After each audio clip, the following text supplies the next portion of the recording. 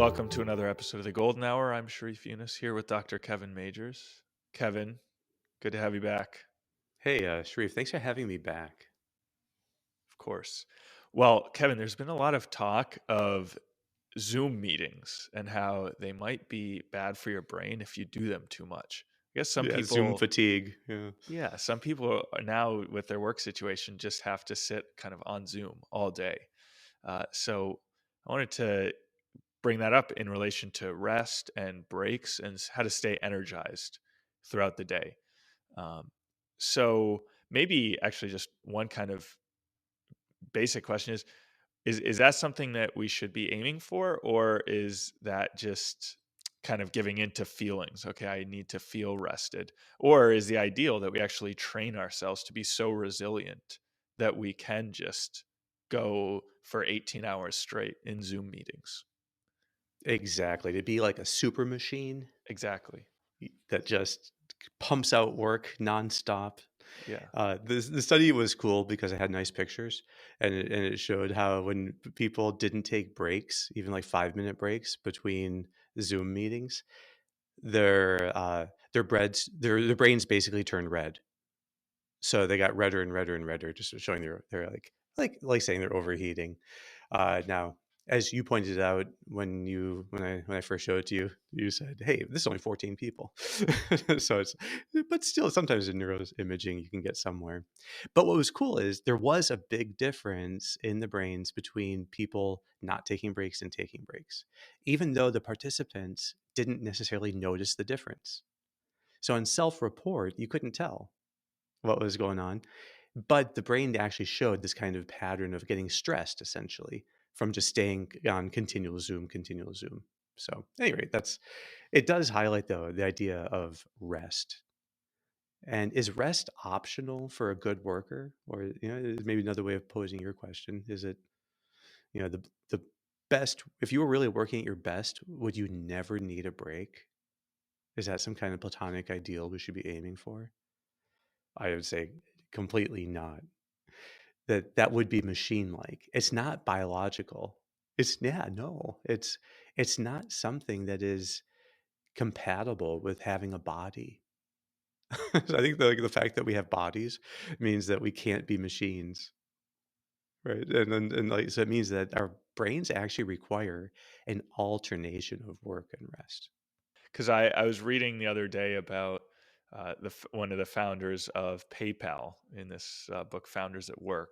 And before their first demo, like public demo, it was actually so PayPal is about transferring money. Originally, it was through Palm Pilots, and their first investor thought it would be really cool if they transferred the millions of dollars of investment through PayPal on the app. But the only problem was that the app wasn't ready yet. So they stayed up for something like 3 days straight, the whole team, just working nonstop, and got it done like 10 minutes before the meeting. So you're saying that's not the ideal to strive for. I don't think so. Yeah. Not to say that you just like it probably could make sense if there's millions on the line or the health of a company or in medicine, the health of patients, in some extraordinary circumstance. Yeah, there could be extraordinary reasons to do it. But as a way of living, we really need an alternation of work and rest. And I think there's a lot of reasons for that. But um, part though of it is that we will naturally grind ourselves down through an uninterrupted process of work, what we call doing a marathon. And the quality of work undoubtedly goes down with marathoning, versus having this alternating pattern of sprints and breaks, sprint, break, so that you have times of totally high intensity and then totally times of rest. So that's kind of at the level of the hour, that it's important to work for an hour and then take a short break and then come back. So why is that? Could you provide a little bit of the background? I mean, does it make you a more effective worker? Does it help you kind of mentally, psychologically? You're indicating that yes, it does. Are there kind of deeper reasons for it? I find that if I work for too long straight, I kind of feel like a robot. So it's not like I'm not engaging higher ideals in my work, but I'm just doing things to get them done. So I assume there are a variety of reasons for the importance of taking these breaks. I think that often in optimal work, what we do is we look at the different axes in the brain, and I hope that doesn't scare people off. But there's like it's a way of thinking about how the brain is organized and how it functions. And the top down one is all about deliberate versus automatic. And in any action, you have a blending of parts that are deliberate and parts that are automatic. So if you're playing the piano and you say you're playing a piece you know really well, a lot of the movement is automatic. But then you're deliberately trying to, milk it in some way to have some special effect at that moment to please your audience at that moment. Okay, so there's always a blending of deliberate and automatic. And in flow, you're fully deliberate, but it's also there's a whole lot that is automated, in that time. Those two are kind of fully integrated in flow, being deliberate, being automated fully together. But in time, the automatic processes get a kind of momentum of their own. So, and then I think we've all experienced that when you try to take a break, you still feel like you're just going and getting things done. It's like, okay, you might even switch tasks or you finish a task and it's like, okay, now I'm going to do the email and now I'm going to do, and it's just do, do, do, do, do.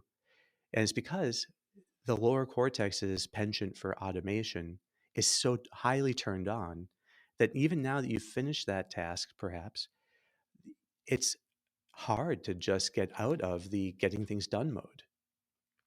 And it's good that we have goals and steps, to reach them, but we just keep operating that framework. Oh, now here's a little goal with little steps, and here's another little goal.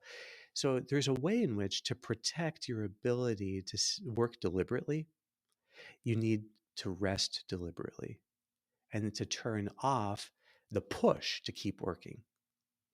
That actually preserves your ability to keep working longer in the day.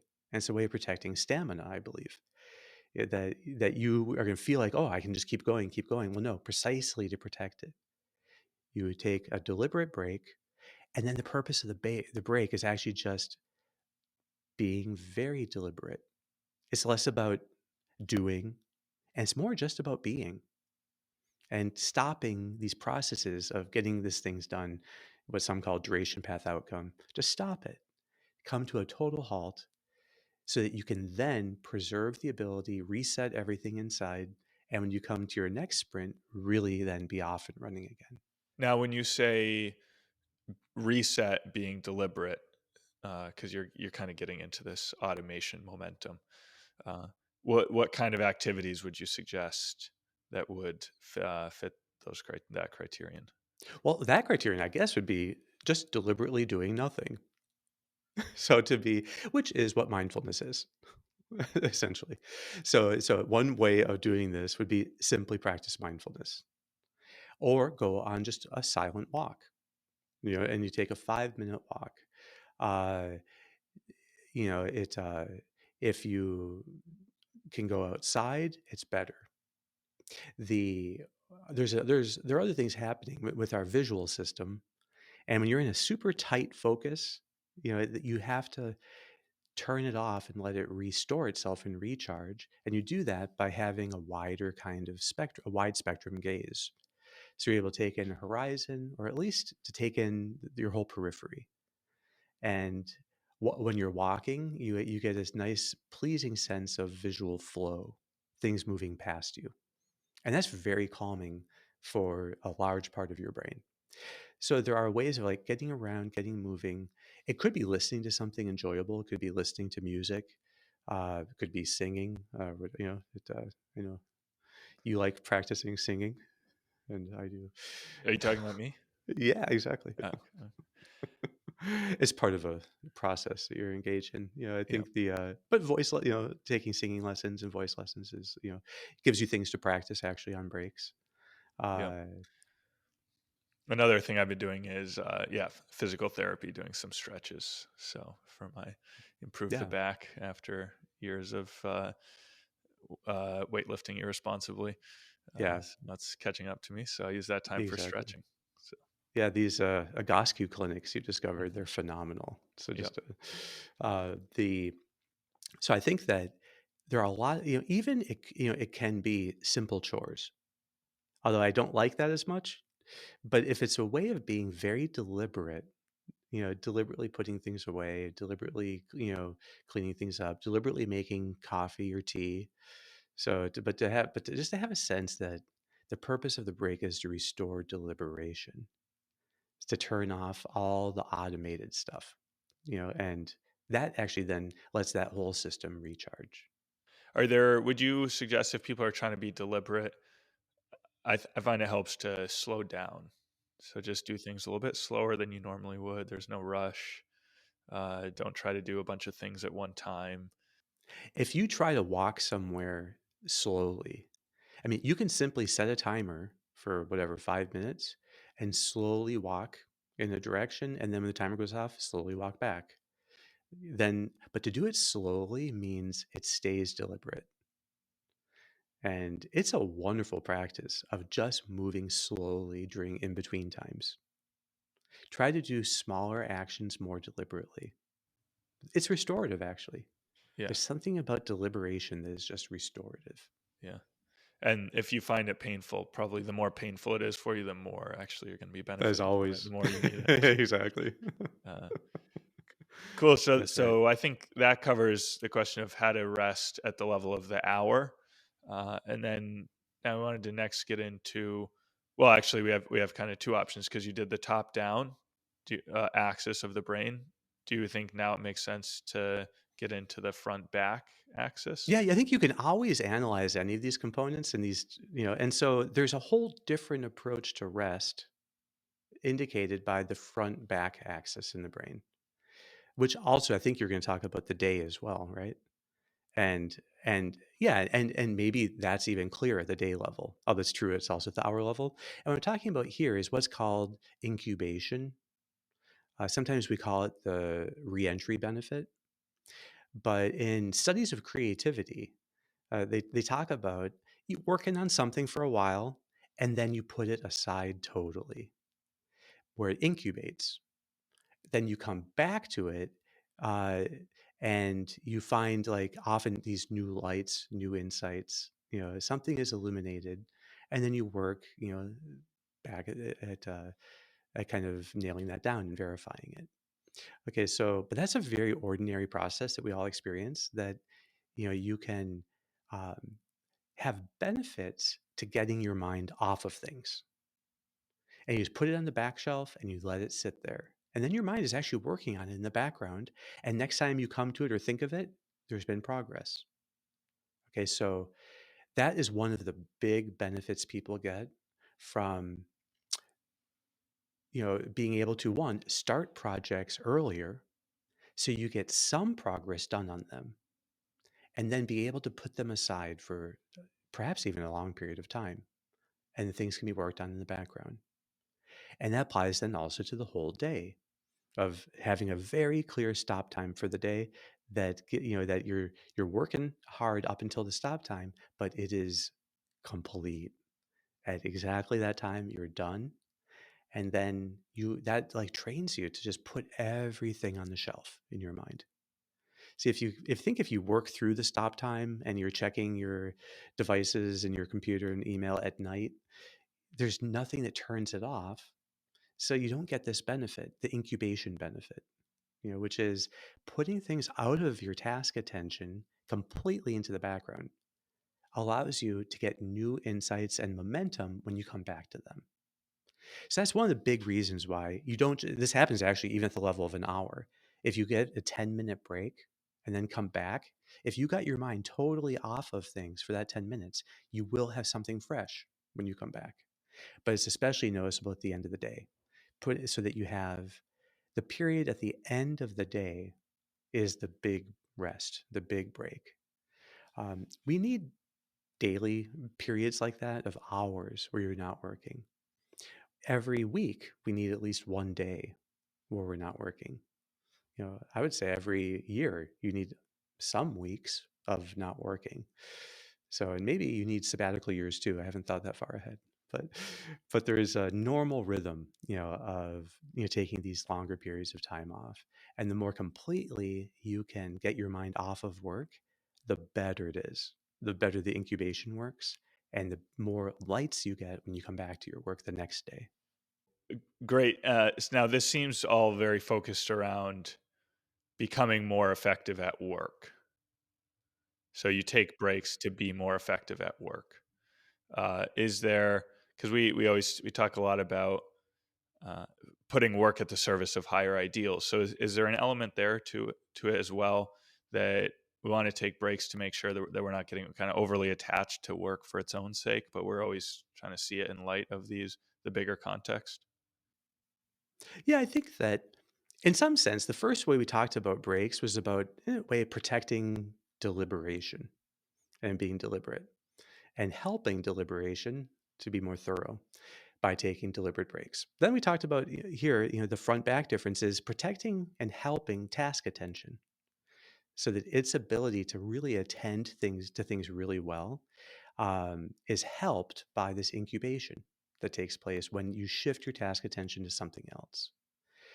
But I think in the bigger part of life, it really is more about bonds and relationships.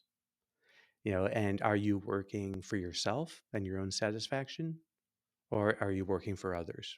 And really to have meaningful and deep bonds with other people. All of us want work that brings joy to others, that does real good to others. That's what it means to be proud of your work, is that you're taking pride in the fact that you're really capable of doing this in a way that best serves others and you could say the common good. Well, I think that breaks also and rest allow us to really put relationships on top. Because in periods of work, the people in your life are there as a kind of end goal, like one of the reasons you're working, but they're not necessarily directly involved in the task at hand unless you're working in the home. But when you're resting, that's when you're directly working with the people that you presumably love most and live with, and your closest family and friends. And so that I think is a time then to really rest in bonds, the to rest in relationships, and to see rest as your best time of relating more deeply to others. So versus, you know, in a way, that's the whole purpose of work anyway, isn't it? To make you to be growing and thriving and at your best so that you're able to give your best to those in your life. So it seems to me like, that kind of the relationships we have are the reason we actually want to work well and to be able to provide for those we love and all of that. Well, that's then what comes to the forefront in these periods of rest. That could be in between times of, in between golden hours or sprints, but it could also just be at the end of the day or the beginning of the day. But there are times when you're not working, and to see that those can be also wonderful times of building those bonds. Yeah, it's interesting what you're proposing. Uh, Sometimes people say, "Oh, I just got to get the workday over with so I can make it to the evening, or get this week over with so I can make it to the weekend," which is, of course, not what you're proposing at all. The opposite extreme would be, more the workaholic type of always working, always working. So what you're proposing is kind of a middle path between these two, of where there's a real harmony between work and rest, work and life.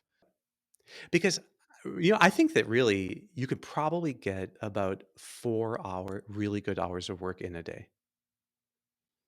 I think that, when I talk to most people, and you see how many really good blocks of now it might be that they're 90 minutes long, but I might call it you're like 4 golden hours. Um, but still, you can get about 4 of those in a day. Now, maybe some people can get 6, that's great. But when I talk to grad students and say, how many actual golden hours are you capable of doing in a day? And these are people who I've worked with for a while and they've trained, they say 4. Basically 4. For very intense, difficult work, that's about what you can do. And then you have periods of lesser work. Sometimes those periods of lesser work actually can be like a function like a break. But then I'm also saying here, we need times for just pure break, just practicing being deliberate, being present, and being present to others, and finding ways to incorporate that more in your day so that you're not. But I think it is like working very intensely, maybe less than people think that they need to. If you can work super well, it's better to get that in these 4 bursts in a day rather than in one long marathon slogging it out until 10 p.m. at night. So it is a middle ground. Yeah, you need the balance in order to even work at your best and achieve the most. Yeah, absolutely. So, last question is getting a little bit now specific. So, what should people do during they're we're encouraging people to stop working around 6 p.m. Uh, i- generally speaking. Then having a meal with family or friends. So then, how do you? So, we actually got a kind of email question. So let me just read what this person said that TV is an option, but that usually leaves me agitated and not refreshed. There's reading too, which sometimes, maybe even usually works. But what about those times when I just don't want to read after 15 hours of action? So I can definitely relate to that. Sometimes you get done with the day and you're just, oh, reading, it's a lot of effort, especially if it's something kind of philosophical or some literary work. So yeah, do you have any kind of specific advice on what people can actually do during this time? I I think that when you look at any kind of virtuous cycle, we talk about how do you know that you're engaging in a virtuous cycle? And that's because that whatever it might be, it could be the practice of teaching, it could be or learning how to be a mentor, it could be any kind of work or sport. What happens is there's an increase in meaning and mastery and pleasure. And those are really primary goods, that are worth pursuing: meaning and mastery and pleasure. And so I would first think of the most meaningful. Okay, so if you're resting, what would be the most meaningful way of spending this time? And probably it's going to be with those you love most. It could be times in silence with them. It could be times, in that you're doing something together. It could be conversation, whatever it is. But sometimes it happens though that the person, maybe their spouse goes to bed earlier than they do, and then what do? Or they just have time, or maybe they're not, living with anyone and they're single. Well, and so if there's nothing, you have people to call, friends to talk to, friends to reach out to. I think the social things are the most meaningful in general. So, that people um, talk to others. Okay, so that's like the first thing of like, what's the most meaningful way I could spend this? Another question is there any way to be use this time to grow in mastery? And sometimes there are really good things to be reading, and it helps to read things related to your profession or things that help you understand the history of your profession or help you understand culture to become cultured. Being cultured is a kind of mastery, and just getting enriched culturally. That's another great use, of rest time. But it's also perfectly valid, I think, just to have it be pleasurable. That there are things that you just enjoy doing. There are stories you like reading.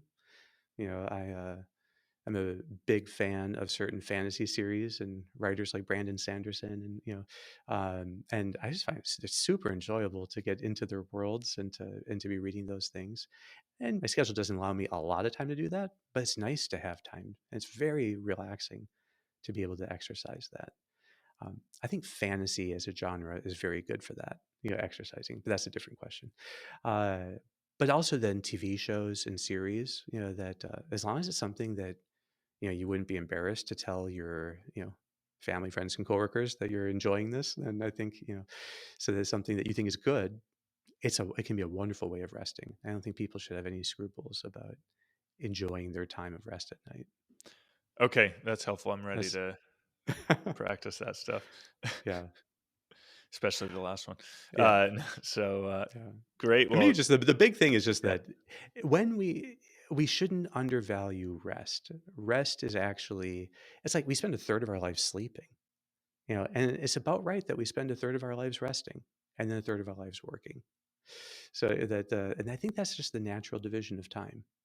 And so you do want to, rest is how you uh, end up having time to put, to really be improving and deepening that sense of meaning and mastery and the enjoyment of life. So how you rest is super important to how you work and how you live. Awesome. I think that's a great summary. Uh, Great. Unfortunately, now we're out of time, so I guess we have to rest, Okay. Time to rest. figure out Thanks what a to lot, do. Sharif. Yeah. Okay. Thanks so much, Kevin. We'll be back next week.